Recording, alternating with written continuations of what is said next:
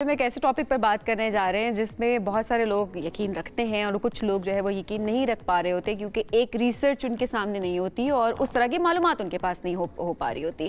لیکن کیا سچائی ہے کیا نہیں ہے, کچھ لوگ ڈر کے بھی اس بارے میں بات نہیں کر رہے ہوتے کہ اکثر ہم کہہ رہے ہوتے ہیں نا کہ ہمارا بچہ بیمار ہو گیا ہے یا کسی میں کوئی اب نارمل آپ اس کا بیہیویئر دیکھ رہے ہوتے تو آپ کہتے ہیں کہ اس پہ یا نظر بد ہے یا پھر یہ کہا جا رہا ہوتا ہے کہ اس کے اوپر سایہ ہو گیا ہے. سایہ کیا ہوتا ہے آج اس موضوع پر ہم بات کریں گے اسلامک پرسپیکٹیو میں, اسلام کے نظریے میں. آپ میں کال بھی کر سکتے ہیں اور اس سے متعلق کوئی سوال کرنا چاہتے ہیں تو آپ پلیز ہمیں کال کیجئے. راجہ ضیاء صاحب ساتھ موجود ہیں. سر السلام علیکم, کیسے ہیں آپ؟ جی وعلیکم السلام الحمدللہ. جی سایہ کیا ہوتا ہے؟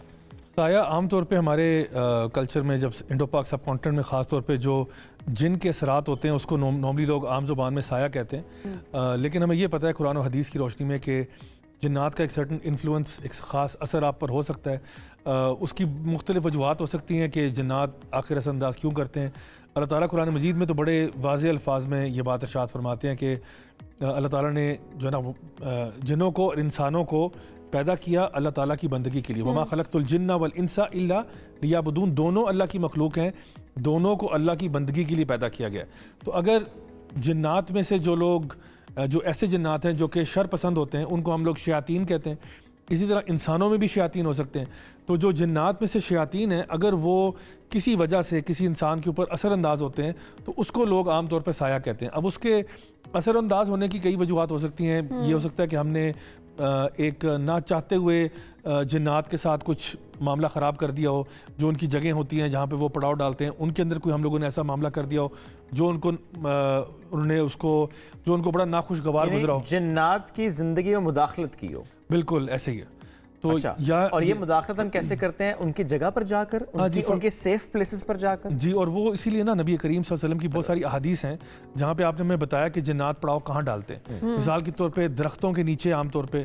اسی طرح سے شام کو جو مغرب کا ٹائم ہوتا ہے اس ٹائم پہ واضح احادیث ہیں, اوتھینٹک احادیث ہیں جہاں بتایا جاتا ہے کہ وہ ٹائم ہوتا ہے جب جنات جو ہے وہ نکلتے ہیں اور اس ٹائم پہ اپنے بچوں کو گھر کے اندر کر لیا کرو. اچھا اسی طرح سے اسی طرح پہ کیونکہ اکثر اوقات یہ کہا جا رہا ہوتا ہے نا کہ اس کو سایہ ہو گیا کیونکہ وہ اس فلانے درخت کے نیچے سے گزرا تھا. جی, تو یا تو درخت کے نیچے سے گزرا ہو یا کوئی لوگ ہوتے ہیں جو کہ جو ہے وہ پخانہ وغیرہ کرنے کے لیے درخت کے نیچے. اب اس سے بھی خاص طور پر منع کیا گیا ہے کہ وہاں پہ انسان کو جو ہے قضاء حاجت کے لیے نہیں جانا چاہیے. اسی طرح سے یہ سنسان علاقوں میں یہ جنرلی اسپیکنگ انسانوں سے دور ہی رہتے ہیں. یعنی کہ ویران جگہوں پہ کوئی کوڑے کا ڈھیر ہوگا, وہاں پہ کوئی جنگل بیابان علاقہ ہوگا اس طرح کا. پھر ہمارے ہاں وہ جو کانسیپٹ ہے نا انگلش موویز وغیرہ میں بھی ہانٹڈ ہاؤس والا, کیونکہ ابینڈنڈ گھر ہے تو عین ممکن ہے کہ وہاں پر جنات جو ہیں وہ پورے کا پورا ٹولہ ان کا وہاں پہ موجود ہو سکتا ہے. لیکن ایسا نہیں کہ وہ اگر آپ وہاں پہ چلے جائیں گے تو وہ آپ کو خراب کر دیں گے, اس طرح کی بات نہیں ہے. لیکن بہرحال یہ ہے کہ اگر ان میں سے کوئی شر پسند ہے تو وہ شاید کر سکتا ہے. ایک کالر ہمارے ساتھ ہے جی, ساجد حسین خیرپور سے. جی السلام علیکم ساجد صاحب, کیا کہنا چاہیں گے؟ جی وعلیکم السلام. سسٹر میرا یہ سوال ہے کہ کیا گھر اگر 3-4 مہینے کے لیے خالی ہو تو اس میں یہ جنات وغیرہ کا اثر ہو جاتا ہے یا نہیں؟ ٹھیک ہے جی, اکثر لوگ ہیں وہ دیکھتے ہیں کہ 1-2 مہینے اگر گھر خالی ہے, جیسے کرائے پہ دیا تھا, کرایہ دار گئے, خالی ہے, اتنی جلدی آ جاتے ہیں جن؟ بالکل جی, ہمیں تو حکم یہ دیا گیا ہے کہ جب بھی آپ گھر کے اندر داخل ہو نا تو آپ السلام علیکم ورحمۃ اللہ کہہ کر داخل ہوں. اور اگر تو گھر کے اندر کوئی جنات اس ٹائم جو ہے نا پڑاؤ ڈال رہے ہوں گے تو وہ وہاں سے نکل جائیں گے کہ کوئی اللہ کا بندہ آ گیا, اب یہاں سے نکلو. اچھا, اسی طرح سے ہمیں کہا گیا کہ جب آپ اپنے بیڈ پہ جاتے ہیں بستر پر تو وہاں پہ اس میں بیٹھنے یا لیٹنے سے پہلے اس کو جھاڑ لیں, ہاتھوں سے اس کے اوپر جھاڑ لیں اور کہیں بسم اللہ اللہ اکبر, بسم اللہ اللہ اکبر کر کے اس کو جھاڑ لیں, تاکہ اگر کوئی خدا نہ خواستہ کوئی جن وہاں پر مطلب قیام پذیر بھی ہے تو وہ وہاں سے فوراً اٹھ کے وہاں سے نکل جائے گا. اور وہ جن بھی بستروں پہ سوتے ہیں؟ بالکل سوتے ہیں, اور وہ بھی ہماری طرح کھاتے بھی ہیں, پیتے بھی ہیں, ان کی شادیاں بھی ہوتی ہیں, ان کے بچے بھی ہوتے ہیں. ایسی زندگی ان کے بس ہمیں نظر نہیں آتے. بالکل, جذبات بھی ہیں, احساسات بھی ہیں, وہ غصہ بھی ہوتے ہیں, خوش بھی ہوتے ہیں, ان کو پیار بھی ہوتا ہے, یہ سارے معاملات ان کے ہوتے ہیں. اچھا رضا صاحب, اب کیا نشانیاں ہوتی ہیں کہ اب اکثر کیونکہ ہم خود سے بھی کہنا شروع کر دیتے ہیں کہ ہمارے بچے کے اوپر سایہ ہو گیا ہے, یہ اب نارمل بیہیویئر اس کا ہو گیا ہے, کیا نشانیاں ہوتی ہیں جس سے آپ یہ پریڈکٹ کر سکتے ہیں کہ اس شخص کے اوپر سایہ واقعی سایہ ہے؟ اچھا دیکھیں, ایک ہمارے یہاں پہ نا ہمیں تھوڑا سا بیلنس رکھنا چاہیے اس اعتبار سے کہ کبھی کبھار واقعی ہو سکتا ہے سایہ ہی ہو, لیکن کبھی کبھار کوئی میڈیکل کمپلیکیشنز بھی ہوتی ہیں. تو میرا اپنا جو ڈیفالٹ سیٹنگ ہے وہ یہ ہے کہ اگر کوئی ایسا پرابلم یا کوئی کیس آتا ہے تو سب سے پہلے ڈاکٹرز کی طرف ریفر کیا جائے. سب سے پہلے میڈیکل کنڈیشنز, ہاں میڈیکل پہلے آپ چیک کروا لیں. اگر تو کوئی وہاں سے کوئی مے بی کوئی سائیکولوجیکل ڈس آرڈر ہے, مے بی کوئی بندہ بائی پولر ہے, اسکیزوفرینیا ہے, مے بی کوئی پوسٹ ٹرامیٹک اسٹریس ہے, کچھ بھی ہو سکتا ہے, وہ پہلے ڈائگنوسس کروا لیں. اگر تو ڈاکٹرز گیو اپ کر دیتے ہیں, کیا چاہے وہ میڈیکل پرابلم ہو یا سائیکولوجیکل ہو. کبھی کبھار ایسا ہوتا ہے کہ کوئی انسان مستقل وامٹنگ کر رہا ہوتا ہے, مستقل ڈائریا ہو رہا ہوتا ہے, وہ جاتا ہے گیسٹرونٹرولوجسٹ کے پاس, وہ کہتا ہے بھائی کچھ بھی نہیں ہے, رپورٹس بھی آپ کی ساری رپورٹ ساری کلیئر آ رہی ہوتی ہیں. کوئی بندہ کہتا ہے مجھے ہارٹ کا کوئی مسئلہ ہو رہا ہے, رپورٹ ساری کلیئر آ رہی ہیں. کسی کو فرٹیلٹی ایشوز ہو رہے ہیں, وہ جا کے رپورٹیں کرا رہا ہے, every thing is clear, yet the issue remains. تو اس اعتبار سے پھر میں کہتا ہوں ہاں اب جو ہے نا ہم فزیکل سے میٹا فزیکل کی طرف ریفر کر رہے ہیں, روحانی علاج کرتے ہیں. ہاں اب کوئی مسئلہ, ایک کالر بھی ہیں, ان کو بھی شامل کر لیتے ہیں. صبا اسلام, السلام علیکم جی, کیا پوچھنا چاہیں گی؟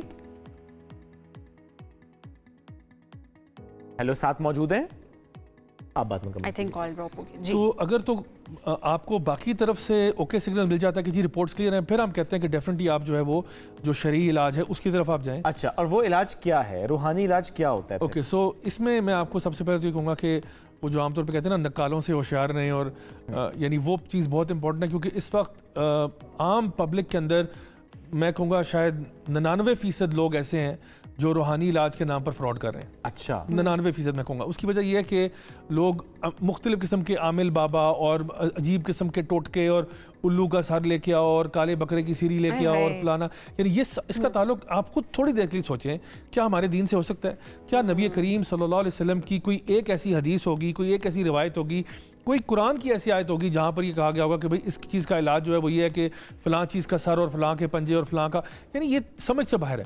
یا کوئی کہا جائے کہ جی فلاں چیز کو قبرستان میں جا کے دفنا کے آ جائے. یہ ساری چیزیں ایسی ہیں جو کہ آپ کو دیکھنے سے پتہ چل جاتا ہے کہ یہ ہمارے دین سے باہر کی ہوں گی. تو جب تک اوتھینٹک کوئی قرآن کی آیت یا کوئی حدیث نہ آپ کے سامنے ہو, آپ کا مطلب ہے کہ گڑبڑ ہے, رانگ نمبر ہے. ایک اور کالر ہے ساتھ ہمارے. السلام علیکم جی. وعلیکم السلام. شاہد صاحب کیا پوچھنا چاہیں گے؟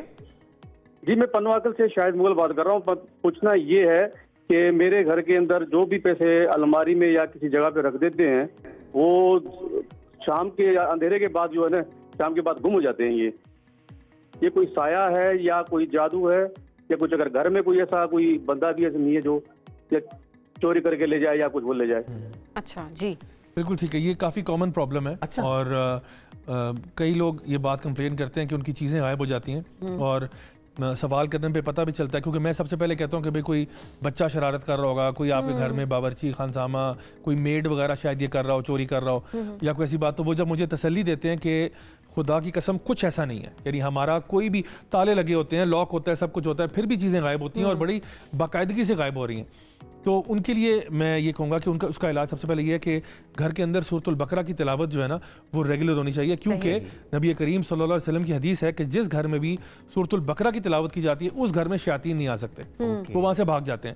دوسری بات یہ کہ آپ جو بھی الماری دراز جگہ کوئی بند کریں تو بسم اللہ پڑھ کے بند کریں, تو وہ کوئی بھی شیاطین نہیں کھول سکتے. تو عام طور پہ یہ ڈسپیرنس کیوں ہوتی ہے؟ یہ جو ہے نا جنات ہوتے ہیں جو کہ آپ کے ساتھ چھیڑ چھاڑ کر رہے ہوتے ہیں, یا تو کسی کی انسٹرکشن پہ کر رہے ہوتے ہیں. اچھا, کیونکہ کسی نے کالا جادو کیا ہوتا ہے آپ کے اوپر, تو وہ اور کسی طرح سے سورہ بقرہ جو ہے وہ اس کا علاج ہے.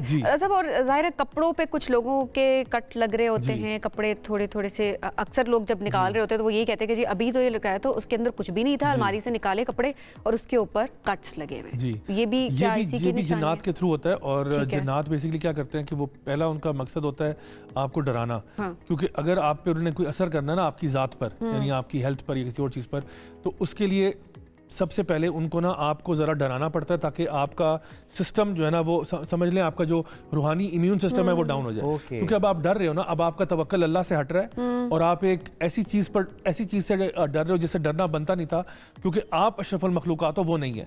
تو اب آپ کا چونکہ وہ توکل کا لیول ڈسٹرب ہو رہا ہے, اب وہ آپ کے اوپر جو اثر جائیں گے وہ کریں گے. تو وہ پہلے کیا ہوگا, سب سے پہلے نائٹ میئرز آئیں گے, آپ کہیں گے مجھے ڈرونے خواب آ رہے ہیں, حالانکہ وہ کوئی سینس نہیں بنتی, نہ آپ کوئی ایسی چیز دیکھ رہے ہو, نہ سن رہے ہو, نہ کر رہے ہو, لیکن مستقل ایسے خواب آئے جا رہے ہیں جو آپ کو بہت ڈرا رہے ہیں. تو اس کے لیے بھی کہا گیا کہ اٹھتے ہی اعوذ باللہ من الشیطان الرجیم پڑھنا چاہیے.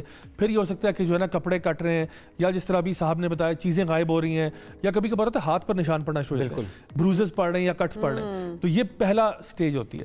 سیکنڈ سٹیج جو ہے پھر اس میں جو ہے وہ آپ کی ذات کے اوپر پھر کسی طریقے سے بس اللہ کے پاک کلام میں ہی برکت ہے. سر بہت شکریہ, ساتھ موجود تھے, گفتگو کرتے